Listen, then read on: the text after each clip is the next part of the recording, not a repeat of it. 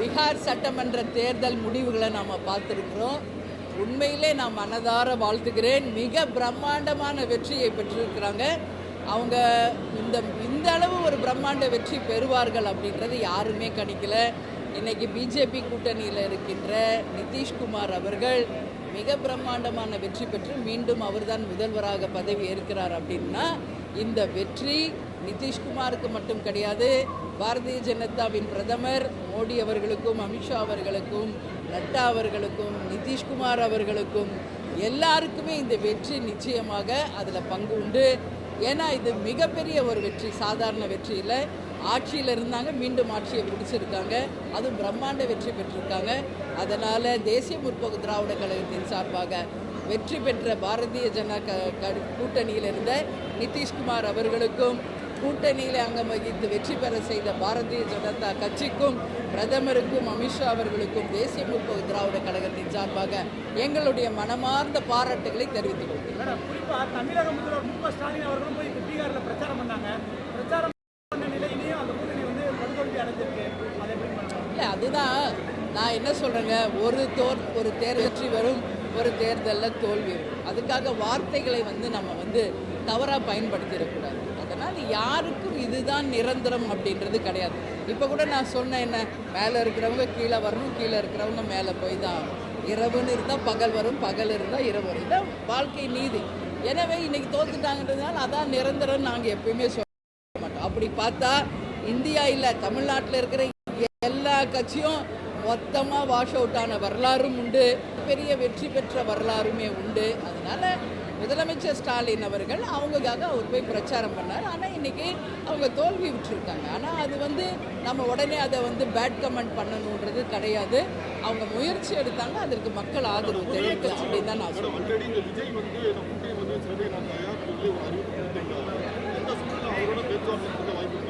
அப்படியே எதுவுமே கிடையாது. ஏன்னா இன்னும் எதுவுமே இல்லை. ஏன்னா விஜய் பற்றி நம்ம சொல்லணும்னா இன்றைக்கி விஜய் களத்துக்கு வரணும், அவர் இன்னும் நிறைய பணிகள் செய்யணும். அதனால் பல முறை நீங்கள் என்கிட்ட விஜயை பற்றி கேட்டிருக்கீங்க. என்னுடைய ஒரே பதில், விஜய் பற்றி நீங்கள் எந்த கேள்வி என்கிட்ட கேட்டாலும் அதை விஜய் கிட்ட தான் நீங்கள் கேட்கணும். நான் இப்படி ஒரு press meet daily 2 press meet 3 press meet நாங்கள் அட்டன் பண்ணுறோம்.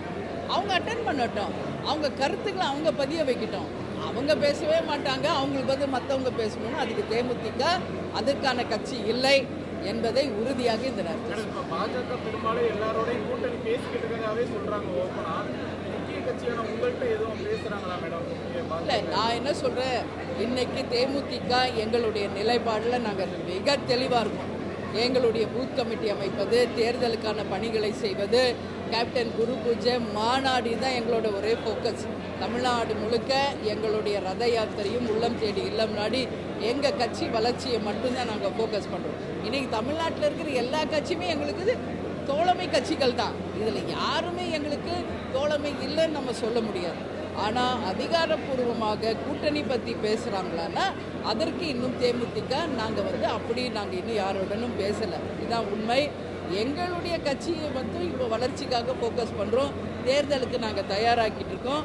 மாநாடு நெருங்கும் போது இந்த கூட்டணி பேச்சுவார்த்தைகள் நிச்சயம் வரும், உறுதி செய்யப்படும். அப்பொழுது பத்திரிகையாளர்களாகிய உங்களை அழைத்து நாங்கள் அதிகாரப்பூர்வமாக அறிவிப்போம்.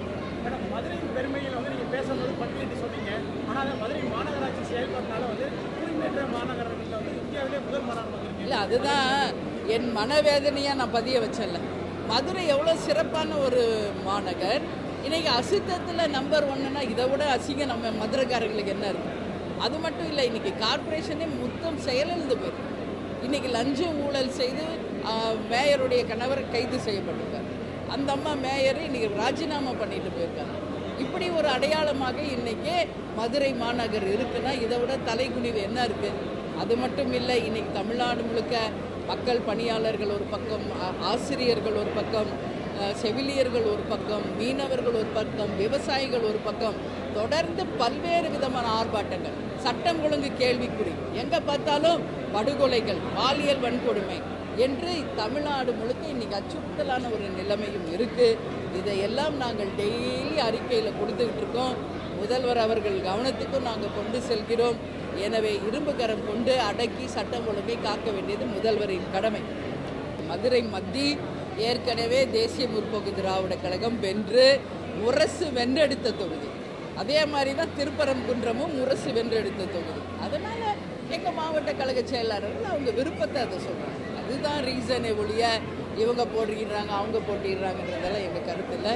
தேமுதிக வெற்றி பெற்ற தொகுதி நீங்கள் போட்டியிடணும்னு அவங்க விருப்பத்தை சொல்கிறாங்க. பெரும்பாலும் என்ன சொல்கிறாங்கன்னா, விஜயகாந்த் பிறந்த ஊர் வந்து மதுரை, அதனால் நீங்களோ அல்லது உங்களுடைய மகனோ யாராவது இங்கே போட்டிட்டா நல்லா இருக்குன்னு தான் மக்களுமே ஒரு கருத்தை சொல்கிறாங்க. அதுக்கேற்ற வகையில் நீங்கள் ஏதாவது முடிவெடுக்க வாய்ப்பு இருக்குதா? அப்போ உங்கள் விருப்பம் அதுவாக இருந்தால், கடவுள் அருளும் ஆசையுமா இருந்தால் அது நடக்கும். நான் இன்னைக்கு சொல்ல முடியாது, wait and see. 13 years of trust, a revolution of gratitude, 100% assured appreciation. With gratitude, G Square oda 13th year anniversary offer plot villa apartment எது புக் பண்ணாலும் 25 வருஷத்துக்கு பவர் இருக்கும், ஆனா EB bill இருக்காது. Up to 5 kilowatt solar panels with no additional cost ஓட கிடைக்கும். Zero EB revolution. To book, call 8939710009.